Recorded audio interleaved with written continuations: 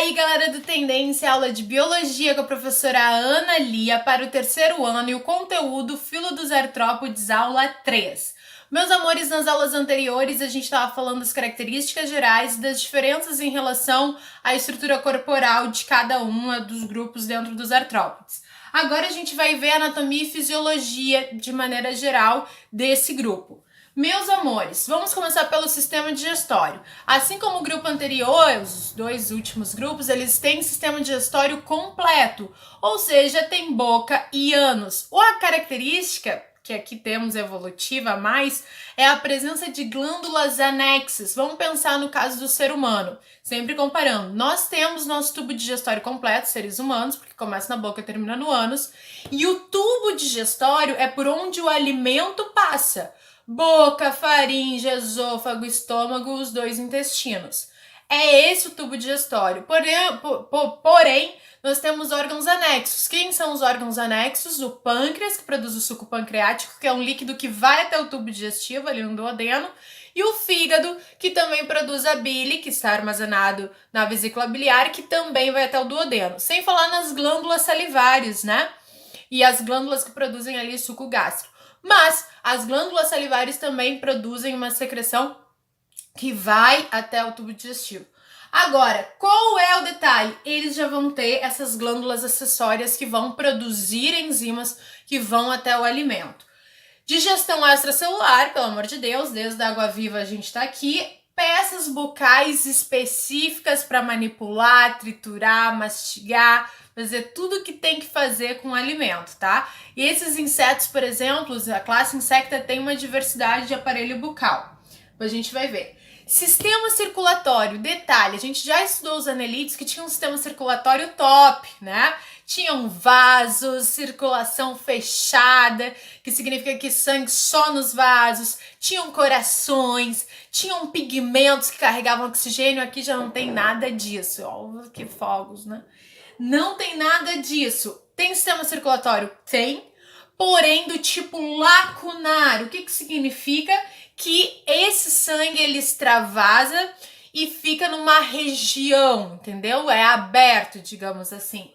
E o sangue é chamado de hemolinfa, carrega nutrientes, carrega as excreções, porém não carrega oxigênio, sem pigmento respiratório. Quando tu esmaga uma barata, mesmo que acidentalmente, sai um líquido que não é vermelho, é um líquido meio transparente, amarelado, aquilo ali é hemolinfa, tá? É o sangue. Sistema respiratório, essa parte que eu mais gosto. Temos que pensar dos crustáceos branquial, como a maior parte dos animais aquáticos. E dos insetos, aracnídeos, alguns, e diplópodes e quilópodes, importante, diplópodes e quilópodes que a gente sempre esquece, é traqueal. Nós estamos acostumados com o sistema respiratório traqueia, é um tubo gigante, um único, que liga as nossas vias respiratórias superiores aos nossos brônquios, bronquíolos, que estão aí cobertos pelos pulmões, terminando as alvéolas pulmonares dos bronquíolos. Não é esse tipo de traqueia. No caso, a traqueal, uma baratinha, um grilinho, um insetinho, uma lacraia, tem várias mini traqueias espalhadas, vários mini caninhos espalhados por todo o corpo.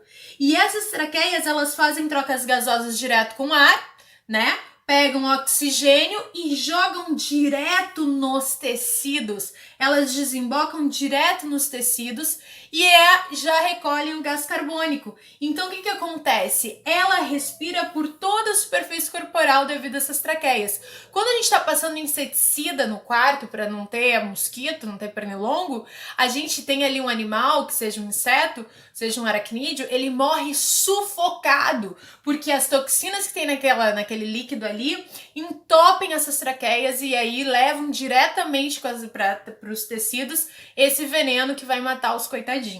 Então, tem que se ligar, é traqueal, que são múltiplas traqueias, múltiplos caninhos que jogam oxigênio diretamente nos tecidos.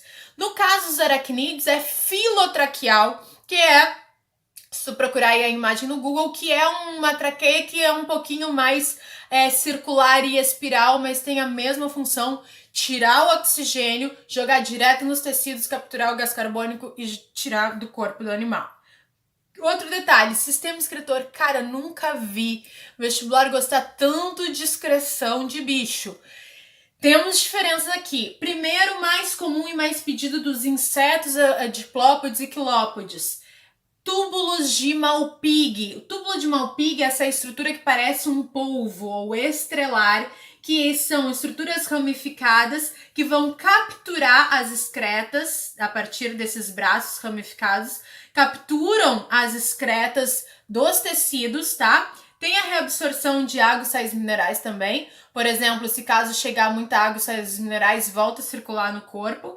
E esses túbulos de Malpighi aqui desembocam no intestino e que vai para o ânus. Então tem cocôzinho de mosca, tem cocôzinho de todos os insetinhos sim, tá?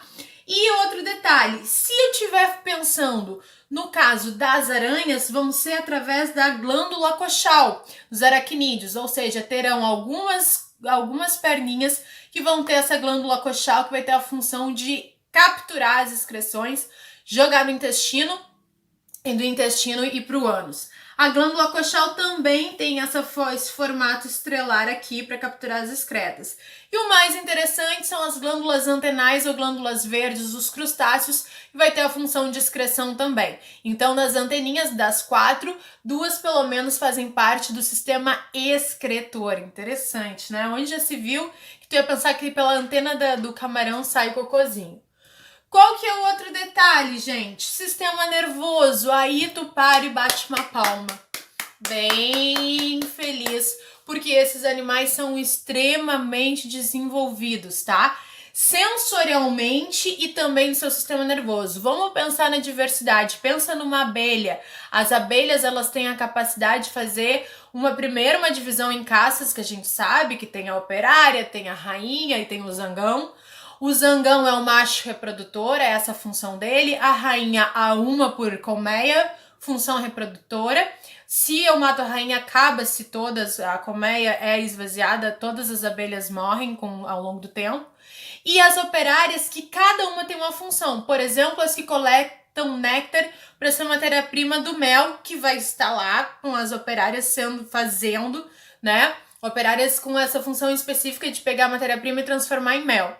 O que acontece? As que são as coletoras, elas têm um geossensoriamento que elas sabem, mapeiam todo o ambiente, onde estão as espécies principais de plantas para elas fazerem a polinização. Elas vão quilômetros. A gente pode ver vários documentários de batalhas entre insetos. Tem aquela que eu mostrei no segundo ano para vocês, das vespas assassinas invadindo uma colmeia para matar as suas larvas, a colmeia de abelha, para matar as suas larvas, e aí as abelhas se juntando para combater. Então, os insetos, se tu for ver, fazer experiências simples, né? Eu contei também para vocês que quando entra uma barata no seu ambiente, e um dia entrou uma e eu simplesmente olhei para ela e ela ficou parada, só eu fiz assim, ó, e ela ficou parada, se fingindo de morta, e quando eu voltei a movimentar minha cabeça, ela seguiu. Então são animais extremamente desenvolvidos. Opa, pulou aqui. Extremamente desenvolvidos, porque tem cadeias nervosas, tá? Ventral, e tem gânglios cerebrais, ou seja, já tem um cérebro rudimentar aí. E o sistema sensorial tem os olhos simples e compostos. O que significa? Quando a gente olha uma mosca de pertinho, a gente vê aqueles vídeos também, coloque aí no Google, insetos vistos no microscópio eletrônico. A gente consegue enxergar que os olhos da maioria dos insetos é formado por várias bolinhas. Cada bolinha daquelas é um omatídeo, que é como se fosse um olhozinho, que se junta a todo o globo, e eles têm várias milhares de imagens para compor. Por isso que é tão difícil pegar uma mosca na mão, pegar um inseto na mão quando ele tá voando, porque ele tem uma visão muito privilegiada, ok? E assim como no caso dos aracnídeos, é muito comum também ter fotografias que aparecem vários olhinhos assim, uns 6 olhos, 8 olhos espalhados pela cabeça do aracnídeo, da aranha, né? E sem contar nas antenas, no caso daqueles que têm, a gente sabe que os aracnídeos não têm, servem como sensores táteis, químicos, órgãos de equilíbrio, beleza? Aí tá falando dos insetos diplópodes e quilópodes, o sangue não possui pigmentos respiratórios, ou seja, não é a circulação que vai fazer a oxigenação do corpo.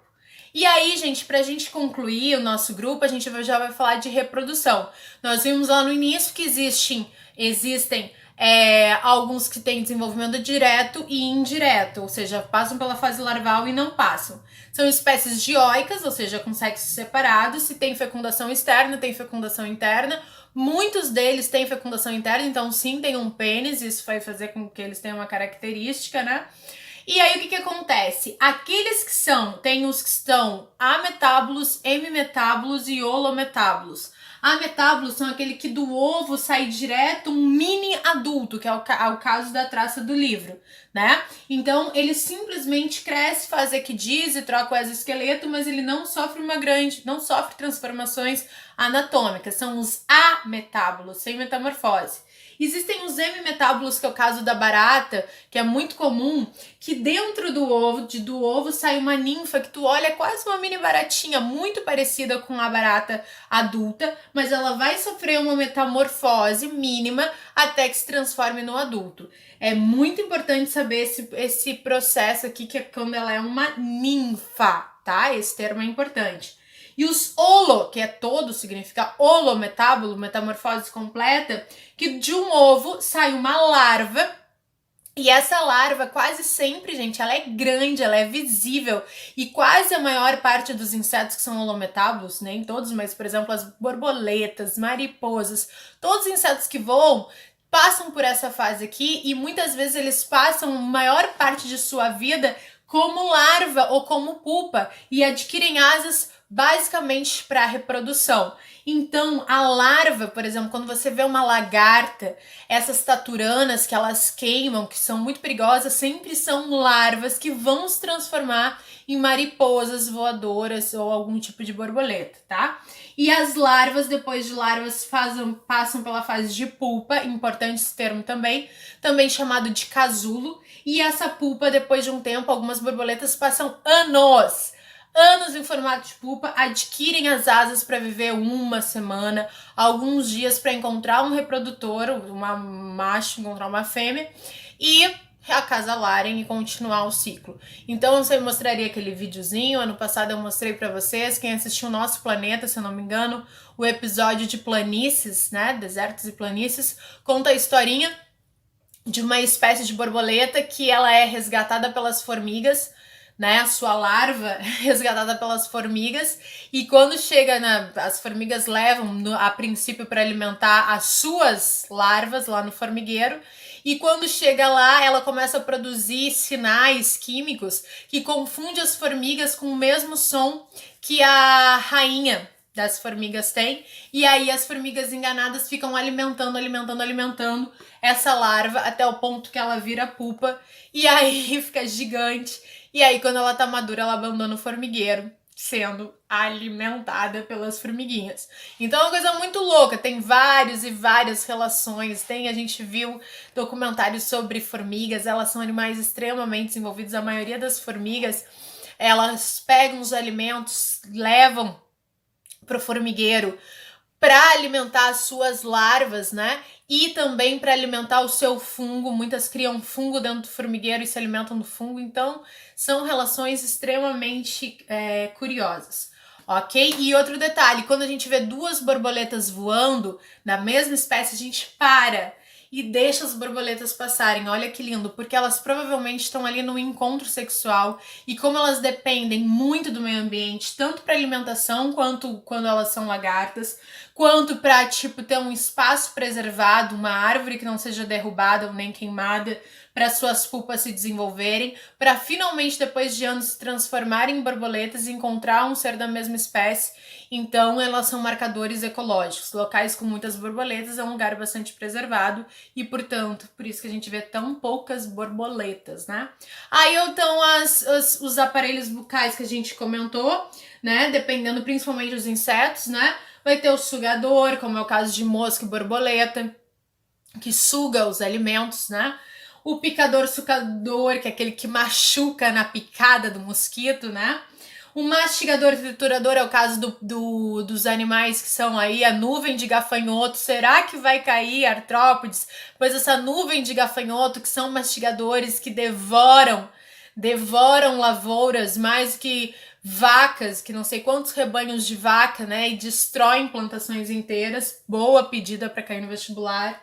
Pungitivo, que é o caso de cigarros específicos para se adaptar às flores e sugar o néctar. Lambedor sugador, que é o caso das abelhas, também específico aí para sugar o néctar das plantas. E aí a gente tá vendo aqui, ó, de uma borboleta, que é esse sugador, de um pernilongo, que é uma tromba que entra na pele da gente, né? Um mastigador do gafanhoto. Boto fé no gafanhoto! Boto fé na classe insecta! Nuvem de gafanhoto. E pra gente terminar esse vídeo, gente, temos que saber os insetos, a classe insecta, foram os primeiros animais, porque a gente está vendo todos os animais que surgiram e que estão na água até então. E eles foram os primeiros animais a dominarem o ambiente terrestre, sair da água e aí dar origem a uma linhagem de animais terrestres. Ok? Por que eles foram os primeiros animais? Pelas características. Lembra que os répteis que a gente vai estudar foram os primeiros cordados. Muitos se mantiveram na água, originaram os peixes e daí então originaram os cordados e aí os répteis foram os primeiros cordados. Mas os primeiros animais primitivos de uma terra ainda mais primitiva e inóspita são os insetos por causa. E isso a gente sempre compara o que os cordados répteis têm e os insetos têm, que os dois conseguiram sair da água. Mas os insetos, exoesqueleto de quitina, essa carapaça resistente que evita que eles percam muita água com esse lugar quente, né? Essa atmosfera que era uma atmosfera inóspita. Respiração aérea e traqueal, que significa tirar o oxigênio do ar através das múltiplas traqueias pelo corpo. Na grande parte dos insetos, a fecundação é interna, então a presença de um pênis para colocar os espermatozoides, que são super sensíveis a essas condições extremas da Terra, dentro do corpo da fêmea, e aí não ter problema, né, de dissecar ali o espermatozoide.